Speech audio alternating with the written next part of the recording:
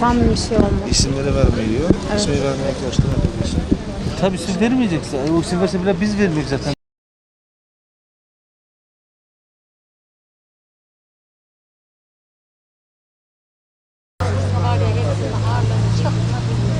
Yargıya girersiniz.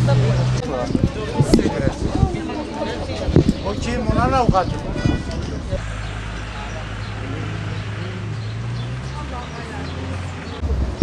Onlar ayarlamışlar.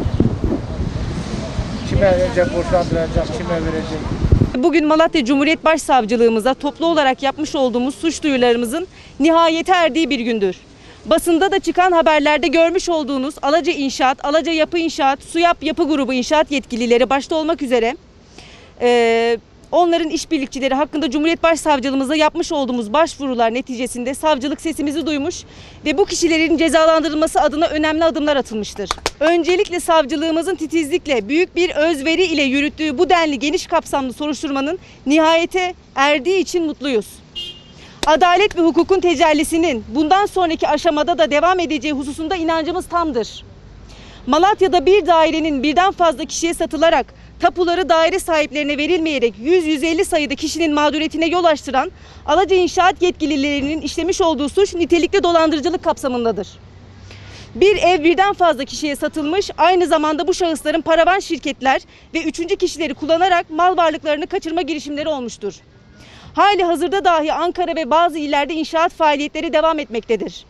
Takdir sayın hakim ve savcılarımızındır, fakat daha fazla mağduriyetlerin artmaması ve başka insanların dolandırılmaması adına bu kişilerin serbest kalmaması ve tutuklanması arzumuz vardır. Birden fazla kişinin nitelikli dolandırıldığı, kimi mağdurdan 100 bin, 150 bin, 200 bin, kimisinin de toplam daire bedelini almış olmalarına rağmen daire iadesi olmak bir tarafa çoğu inşaatlar başlamamıştır bile.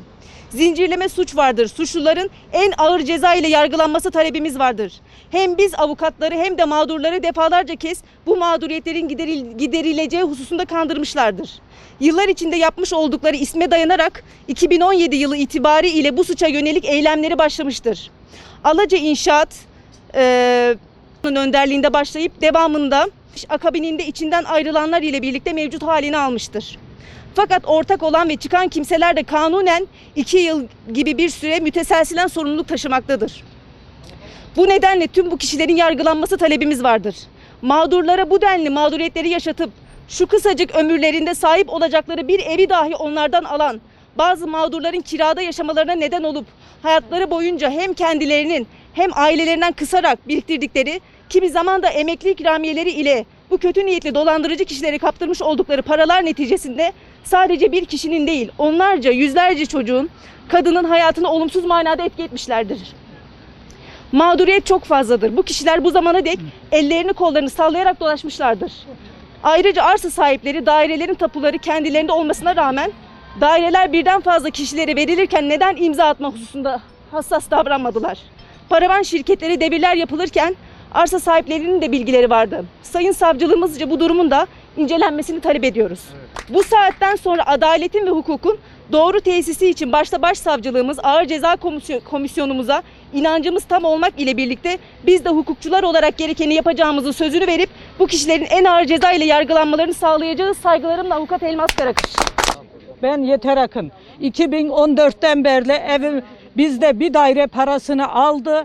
Bizi mağdur etti. Eşimle beraber emekliydi. Fakirlikten topladık. Bizi kandırdı. Bizi mağdur etti. Almancıları getirdi. Bizim daireleri götürüp onlara sattı. Üçüncü kattaki daire benimkiydi. Götürdü başkasına verdiler. Biz adalet istiyoruz. Biz adalet istiyoruz. Adalete güveniyoruz. 2014'te beri 7 senedir biz çok mağduruk. Yeter. Yeter, artık buramıza kadar geldi. Bunu insanlar hep fakir, biz fakirlikten gelmiştik. Biz zengin değiliz. Biz zengin değiliz. Biz fakir insanlarız. Yemedik, içmedik, topladık. Onlar götürdü, yediler. Bunu kim kabul eder? Biz kabul etmiyoruz. Bostanbaşı'nın etaplarından mağduriyetimiz var. Bizim için hem bugün çok güzel bir bayram hem bizim için de buruk. Eğer tabii bazı insanlar muhasebecisi şu an dışarı çıkmış. Neden dışarı çıkartmışlar? Su yapı olarak adı altındaydı.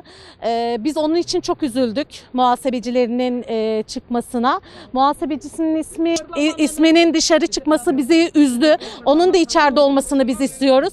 Bu kadar insan mağdur. Fakirden alıp zengine satmak da amaçları. Buna da ulaşmalarını istemiyoruz. Bizim amacımız fazla mağduriyetlerin yaşanmaması ve şu ana kadar yaşananların da tekrardan iyi bir şekilde biz başsavcımızdan istediğimiz bunların içeriden çıkmaması ve bütün mağduriyetlerin de herkesin giderilmesini en kısa zamanda istiyoruz.